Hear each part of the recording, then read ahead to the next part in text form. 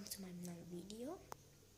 Das ist der Teil 2 von 24 Stunden mit verfluchte Puppe verbringen. Ich habe den Teil 2 schon aufgenommen. Ich konnte den aber nicht ins Internet stellen, weil ich das aus Versehen gelöscht habe. Ich bin so cool.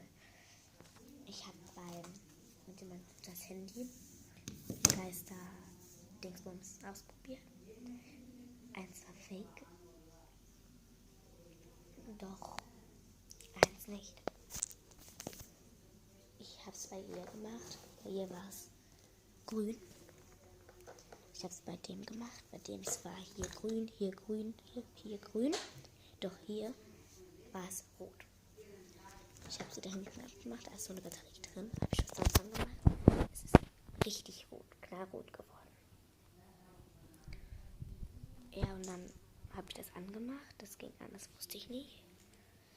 Sie konnte reden. Sie konnte reden, aber weinen und so. Dann wusste ich nicht, ob ich mit ihr oder mit der verfluchten Puppe oder mit diesem, wo das Radio gesagt hat, dass sie verflucht ist. Mit wem soll ich jetzt 24 Stunden verbringen? Habe ich gesagt, mit beiden. Aber nicht ganze 24 Stunden werde ich aufnehmen. Wenn das passiert, werde ich mich melden. Sonst am Abend werde ich noch ein Video machen, wie ich mit denen dann schlafe. Aber ich bin mir nicht sicher, ob ich das wirklich machen kann.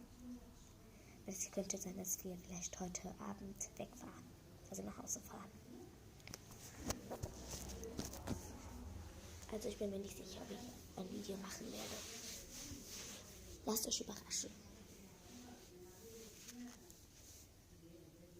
Also werde ich mich heute Abend nochmal melden.